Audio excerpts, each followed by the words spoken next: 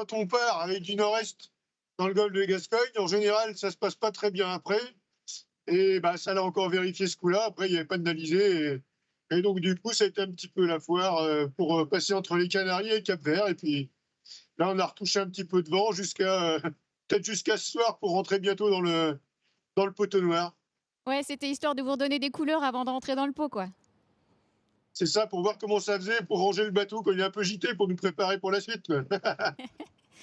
Et bah du coup, justement, oui, j'imagine que le pot, c'est forcément un truc que tu prépares parce que bon, il sera peut-être moins actif pour vous que ceux de devant, mais en tout cas, en attendant, il a l'air d'avoir un peu d'intensité là-dedans. Ouais, moi j'attends de voir s'il est moins actif ou pas, parce que c'est un truc qui bouge quand même beaucoup. Et donc, il faut arriver à bien se placer là-dedans, trouver le bon endroit. Ce qu'il faut, l'idée, c'est toujours d'arriver le plus ouest possible, parce qu'il paraît que ça passe mieux à l'ouest, mais en ressortir le plus est. Donc, c'est un peu contradictoire. Donc, il faut arriver à se faufiler là-dedans et à être malin quand on y est. Donc voilà, il va falloir un petit peu bosser là-dessus là, toute la journée. Ouais, justement, ton programme du jour, c'est d'ajuster un peu le point de chute dans l'entrée, choisir l'entrée. Exactement, là, on a de quoi soit abattre un petit peu si je veux passer plus ouest, soit être un petit peu plus haut. Donc, c'est vraiment aujourd'hui que ça va se jouer, parce qu'après, derrière, les jeux seront frais. Donc voilà, c'est un peu ça le débat, de regarder où se placent un peu les grains dans le poteau noir, à quel endroit il est situé, parce que tous les jours, il bouge. Hein. Moi, je le suis un petit peu déjà sur les cartes isobariques depuis un petit moment, et on voit que tous les jours, c'est jamais pareil et c'est jamais prévisible. Donc voilà. Justement, quelle expérience t'as un peu de toi personnellement du pot? Et ben c'est quoi? Je dirais la quatrième fois que je vais le passer, et à chaque fois, ça s'est jamais passé pareil. Et donc, euh, j'ai, l'idée, c'est que j'ai toujours un schéma qui se crée quand on est dedans, avec les grains qui se passent globalement souvent de la même manière. Mais l'endroit où tu te trouves et l'endroit où ça se passe, c'est quand même toujours un peu aléatoire. Donc, il faut arriver à toucher du vent, mais pas à rester derrière le grain et dans les zones de molle qui sont derrière. Donc ça va être ça le jeu. Ça va être dérouler le code zéro quand il faut, et puis rouler vite pour pouvoir rester haut sans s'emballer, et partir avec le grain, parce qu'en général, après derrière, ça s'écoule et il n'y a plus de vent par où.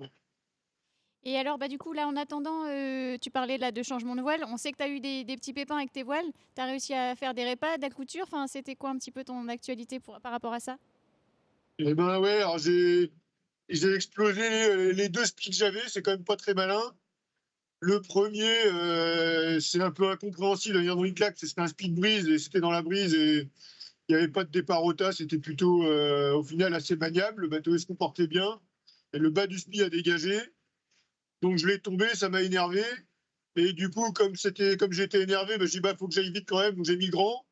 Et là, c'était moins malin. Et du coup, lui, il n'a pas trop aimé un petit départ au vrac. Il a explosé complet.